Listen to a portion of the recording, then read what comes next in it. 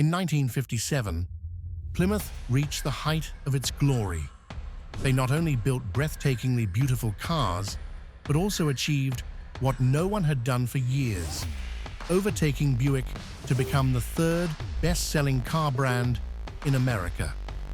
But just 4 years later, in 1961, everything collapsed. Sales plummeted, the design sparked controversy, consumers turned away, and Plymouth never truly recovered. So the question is, what happened? How did an iconic brand fall so far, so fast?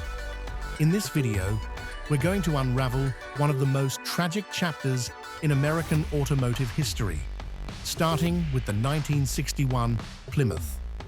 A car that wasn't mechanically bad, but made one fatal mistake, trying too hard to be different. 1957 was the brightest year in Plymouth's history. Under the vision of designer Virgil Exner, the forward-look era was born. Bold lines, sweeping tail fins, and aerodynamic shapes that made the whole country stop and stare. Their slogan at the time said it all. Suddenly, it's 1960.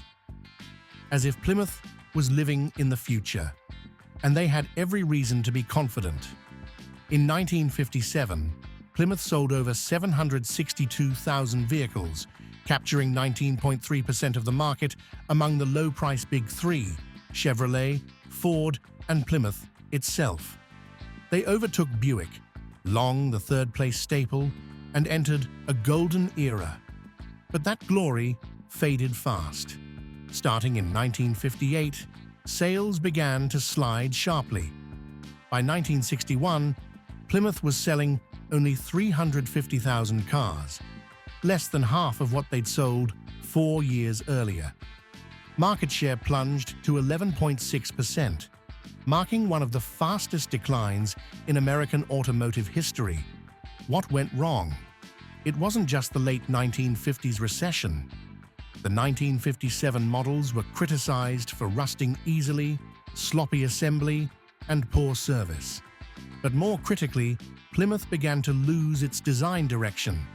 And that's when the shadow of 1957 started to become a burden they could never quite shake. After the 1957 peak, Plymouth's design team fell into a mental trap. They believed that doing more of the same would ensure continued success. When sketches for the 1960 model were drawn up as early as 1957, they kept the 118-inch wheelbase, extended the overall length by 5 inches, enlarged the grille, and made the tail fins even bigger, all in an effort to celebrate a winning formula. But there was one thing they didn't anticipate. Consumer taste had shifted. As the 1960s approached, buyers were no longer impressed by futuristic, over-the-top designs. Chevrolet and Ford were transitioning to cleaner, more modern, and elegant lines. Meanwhile, Plymouth remained committed to a design language that was quickly becoming outdated. The irony? While Plymouth tried to relive its past glory, the world had already moved on. The result? The 1960 model, rather than being a leap forward, felt like a step backward. If 1957 was, suddenly it's 1960, then the 1960 model felt more like, suddenly it's 1957, again. If the 1960 model merely felt outdated, then by 1961, Plymouth had truly stunned America, but not in a good way. The front-end design of the Plymouth is widely considered one of the most controversial styling choices in post-war American automotive history.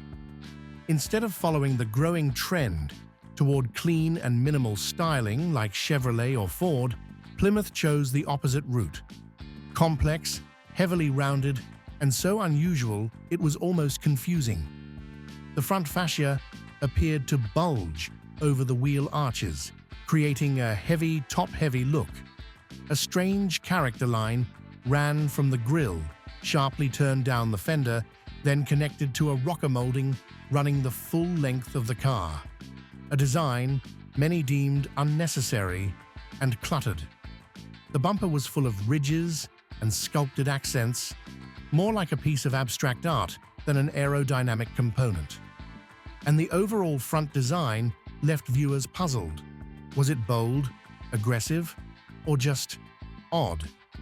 This wasn't just a quirky show car, it was Plymouth's entry in the mainstream, budget-friendly segment. But average car buyers weren't looking for weird. They just wanted something tasteful and current.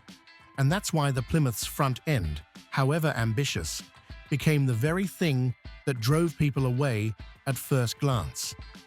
The issue wasn't with individual details, but with the overall lack of balance. The body featured oddly inflated and compressed shapes.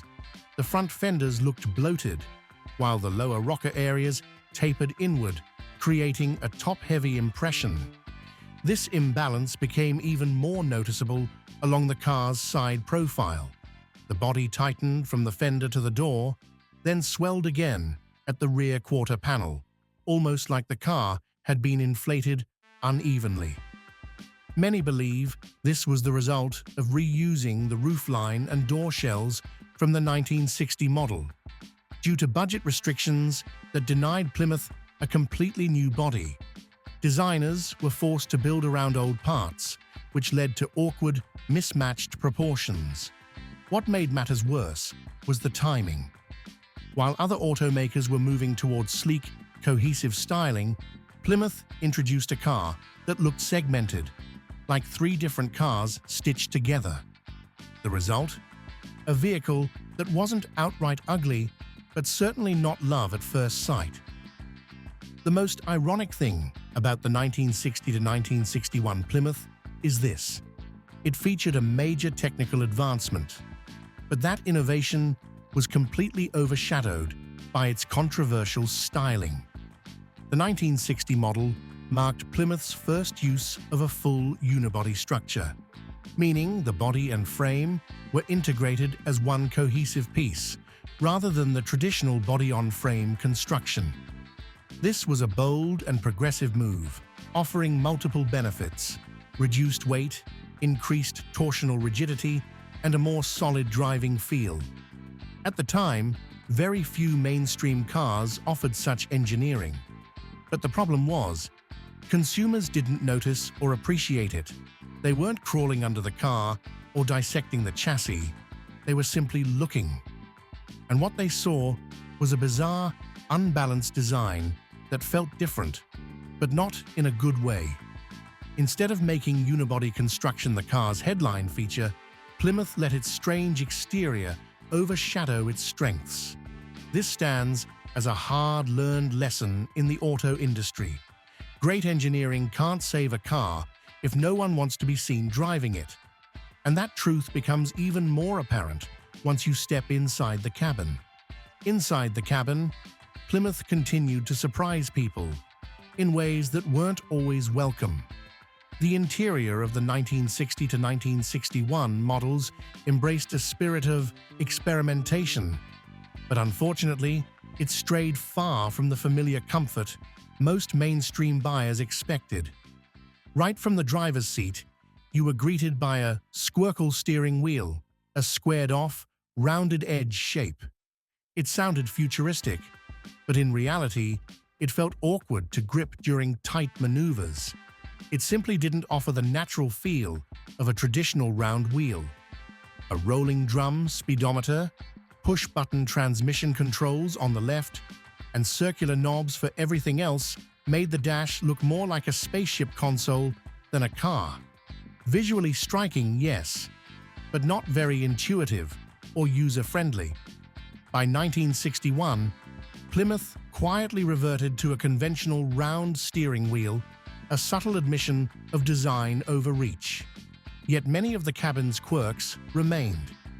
To be fair, Plymouth was trying to innovate, but they went too far beyond what the average buyer wanted, even though what lay beneath the surface was actually something worth celebrating. From a technical standpoint, the 1960 to 1961 Plymouth offered one of the strongest engine lineups in the mainstream segment. with performance rivaling its biggest competitors of the era. In the V8 category, Plymouth delivered an impressive range of power plants. The 318 cubic inch V8 came in two versions, 230 horsepower and 260 horsepower.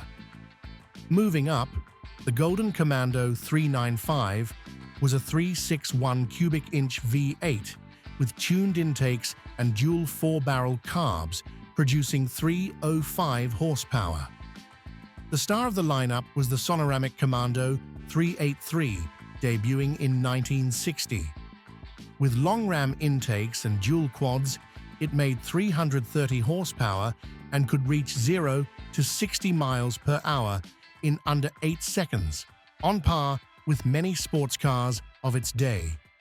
Plymouth also offered the Slant 6 225 cubic inch, tilted at 30 degrees to lower engine height and improve packaging. It became legendary for its durability, fuel economy, and ease of maintenance. While the aluminum head version had some early flaws, the cast iron version earned widespread respect from everyday drivers. Beyond performance, Plymouth packed in advanced features: swivel seats for easier access, an integrated record player, just $52, and the futuristic safety-matic system that automatically locked the doors when the engine started, virtually unheard of at the time. Beneath its controversial exterior, the Plymouth proved to be a technical powerhouse that punched far above its price class. But was that enough to win over the market? The answer depended on many factors, one of which was how Plymouth priced and structured its 1961 lineup to lure customers back to the brand. Despite its controversial styling, the company rolled out a wide range of trims from budget to premium. The lineup began with the Savoy, the base model for budget-conscious buyers. Next was the Belvedere, offering added comfort and flair. At the top sat the Fury, a sportier, more upscale model with access to high-performance engines. Plymouth also placed a big bet on station wagons under the Suburban nameplate, offered in 3 tiers. Deluxe Suburban, around $2,600. The entry-level version, Custom Suburban, the mid-range model with upgraded features, Sport Suburban, around $3,000. The top-tier trim aimed at young families and comfort seekers. On paper, it made perfect sense: varied configurations, competitive pricing, and strong performance. But there was one barrier no spec sheet could erase: that polarizing exterior. In a market where styling directly affects buying emotions, Plymouth had made its job harder, and consumer reactions made that painfully clear. Because in the mainstream car segment, where safety, simplicity, and just enough matter most, nobody's truly asking for a car that looks too bizarre. Unfortunately, the 1961 Plymouth strayed far beyond that comfort zone. Mainstream buyers aren't seeking shocking design. They want a car that feels balanced, easy to use, easy to fix, and doesn't make them feel strange when driving it down the street. But the 1961 Plymouth, with its bulging front, broken character lines, and awkward proportions, made people feel like they were piloting a prototype that wasn't ready for production. Even Motor Trend joked that this car looks like it inspired an entire generation of Japanese sci-fi monsters. A funny line, yet one that clearly reflected the disconnect between design intent and public perception. Plymouth's biggest issue wasn't performance, pricing, or features. It was that they focused so hard on standing out, they forgot the most important part. People want a car they can fall in love with at first glance. And in the end, no matter how well-equipped it was, the Plymouth was pushed aside. Because long before anyone thought about horsepower or interior features, they had already decided not to get close. And from there, a chain reaction of deeper consequences began to unfold. The consumer rejection of the 1961 Plymouth wasn't just an immediate failure, it laid the groundwork for a long-term erosion of brand confidence, something Plymouth would never fully recover from.